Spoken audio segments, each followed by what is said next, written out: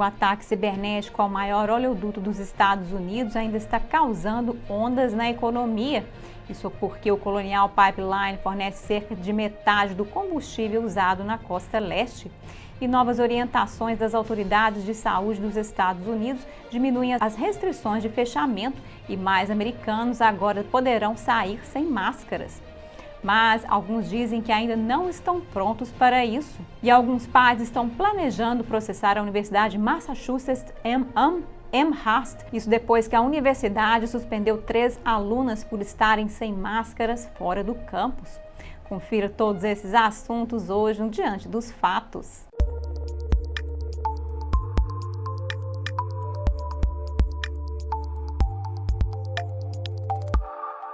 Olá, bem-vindo ao Diante dos Fatos, eu sou Marina Dalila.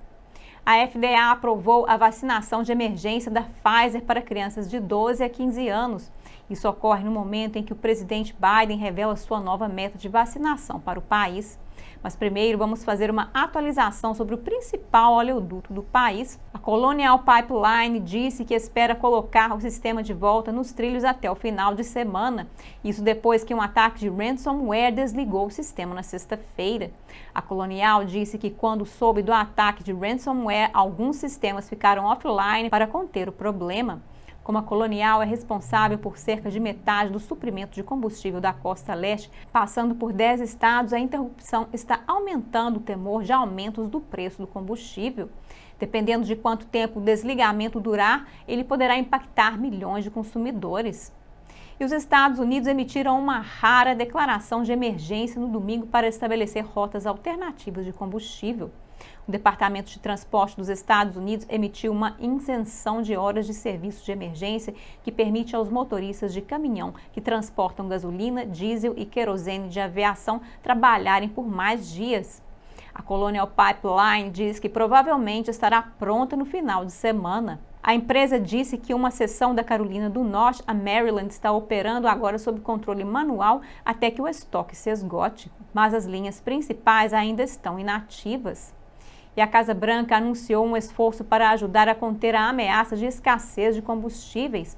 A Casa Branca anunciou na terça-feira que a Agência de Proteção Ambiental irá dispensar as regulamentações climáticas em um comunicado.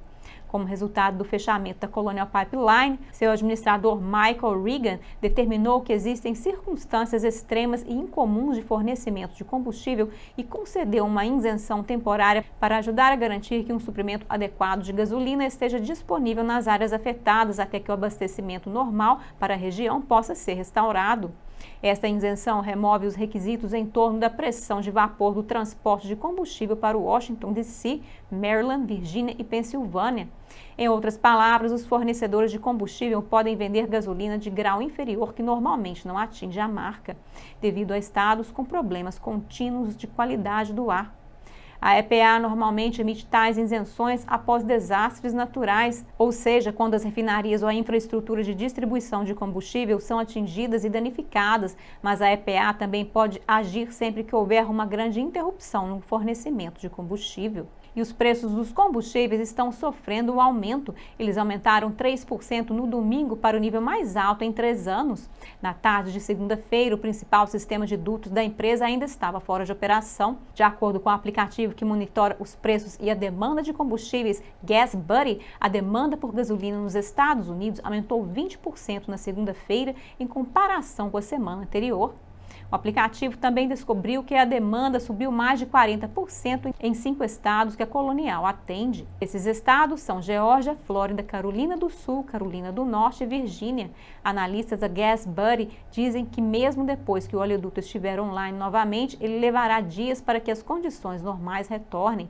Isso porque a Colonial é responsável por cerca de 45% do abastecimento de gás do Sudeste e o governador da Carolina do Norte, Roy Cooper, assinou uma ordem executiva declarando estado de emergência em resposta. Ele disse no comunicado: a declaração de emergência de hoje ajudará a Carolina do Norte a se preparar para quaisquer interrupções no fornecimento de combustível para veículos motorizados em todo o estado e garantir que os motoristas tenham acesso ao combustível. O ataque cibernético ao maior oleoduto dos Estados Unidos pode ser um alerta para a indústria de petróleo e gás. O FBI afirma que conhece o culpado por trás do ataque cibernético contra a Colonial Pipeline. O FBI disse na segunda-feira que identificou o grupo de hackers por trás do ataque como sendo o DarkSide. Annie Neuberger, conselheira adjunta da Segurança Nacional dos Estados Unidos para a Tecnologia Cibernética, disse que o FBI identificou o ransomware como a variante DarkSide, que eles estão investigando desde outubro do ano passado. É uma variante de serviço ransomware onde afiliados criminosos conduzem ataques e, em seguida, compartilham os rendimentos com os desenvolvedores de ransomware. A Casa Branca disse que está exigindo uma resposta de todo o governo com relação a este incidente. A administração está trabalhando com a Colonial Pipeline para colocar a empresa novamente online e para colocar seus oleodutos em funcionamento. A Colonial Pipeline também está trabalhando com consultores cibernéticos do setor privado para avaliar os danos. Ela poderá decidir se irá pagar o resgate ou não. A Casa Branca disse que não dirá à empresa se ela deve pagar. O ataque da última sexta-feira é considerado possivelmente o ataque de ransomware mais destrutivo até agora. E os futuros da gasolina nos Estados Unidos saltaram mais de 3% para 2,217 dólares o galão, o maior valor desde maio de 2018, com a abertura das negociações da semana e os participantes no mercado reagindo ao fechamento. A Casa Branca diz que não identificou nenhum vínculo estrangeiro com o ataque cibernético, mas a comunidade de inteligência continuará investigando.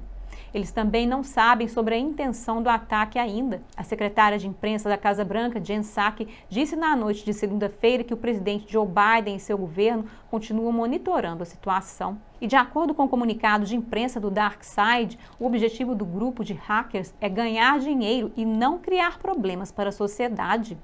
De acordo com a empresa Cybereason, o DarkSide é um grupo organizado de hackers que vendem resgate a outros criminosos para realizar ataques cibernéticos. A Colonial Pipeline transporta por dia 2,5 milhões de barris de gasolina, diesel, combustível de aviação e produtos refinados por meio de 5.500 milhas de oleodutos ligando refinarias da costa do Golfo ao leste e sul dos Estados Unidos. Esta declaração aborda as condições de emergência que criam a necessidade de transporte imediato de gasolina, diesel, querosene, de aviação e outros produtos petrolíferos refinados e fornece o alívio necessário.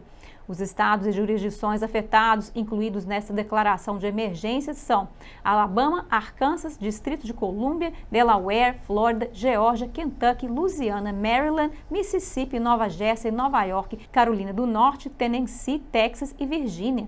E voltando ao mandato de máscara, segundo a CBS-N Boston, uma foto de 3 calouras chegou ao escritório administrativo da Universidade Amherst de Massachusetts. As 3 calouras estavam sem máscara em uma festa fora do campus no sábado. Mas essa imagem nas redes sociais foi enviada para a administração da universidade e as meninas foram suspensas por um semestre, sendo proibidas de fazer aulas à distância. Elas também precisarão se inscrever novamente no próximo semestre. Um dos pais disse que elas também não têm permissão para fazer as provas finais, tornando o último semestre inválido. Um pai disse que isso equivale a cerca de 16 mil dólares perdidos. A universidade disse em um comunicado que deixou claro que haveria consequências se elas não seguissem as regras de saúde pública, dizendo: os alunos receberam uma série de mensagens de saúde pública neste semestre que enfatizaram a importância de seguir os protocolos de saúde pública e as consequências por não cumpri-los. E essas mensagens também foram compartilhadas nos canais de mídia social UMass. O site da escola afirma: as coberturas faciais devem ser usadas ao ar livre quando você não consegue manter um distanciamento social de 2 metros.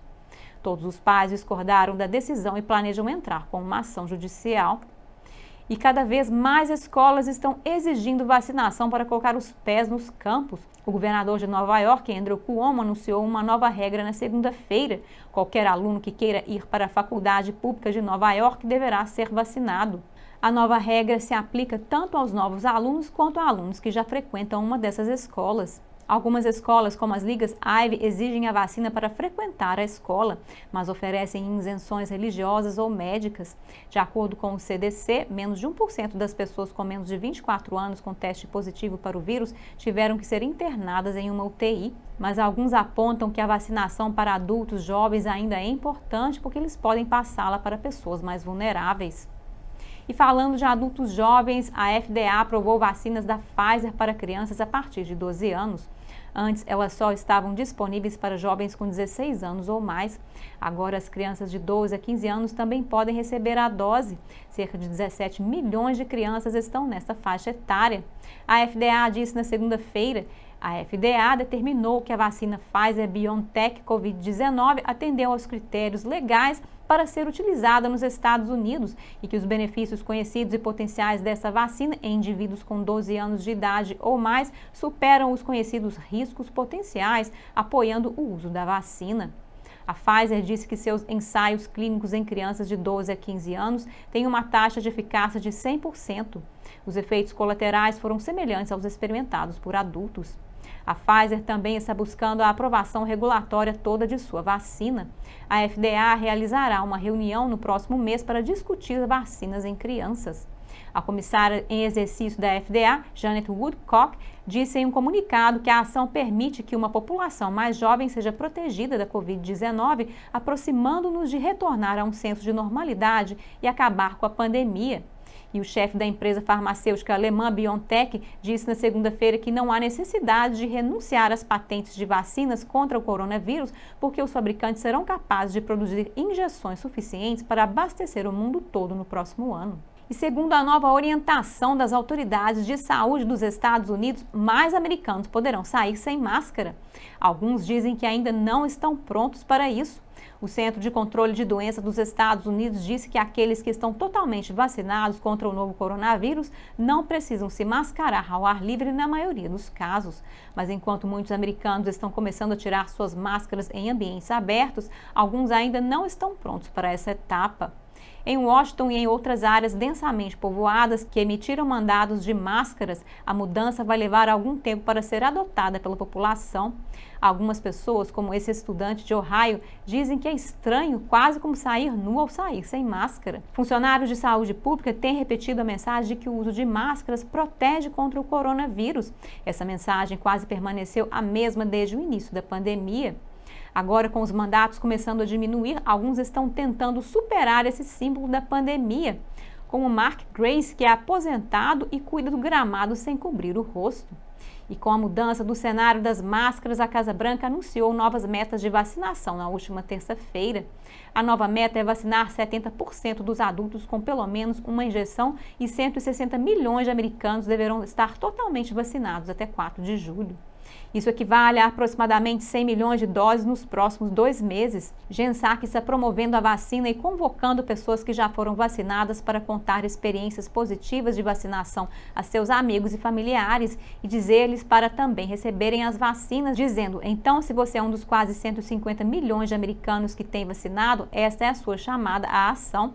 As pessoas querem saber como foi sua experiência, então, por favor, converse com seus amigos, familiares, vizinhos e comunidade. Compartilhe por que você escolheu ser vacinado, como foi obtê-lo e como se sentiu quando finalmente recebeu a vacina. Ela afirma que isso não é um esforço do governo, mas um esforço do povo. Ela disse: então, como conseguir que 70% dos adultos tenham sua primeira injeção até 4 de julho? Bem, nós, o governo, não conseguiremos, mas nós, o povo, temos uma chance muito boa. Então, vamos dar uma olhada rápida na taxa de vacinação atual em 10 de maio.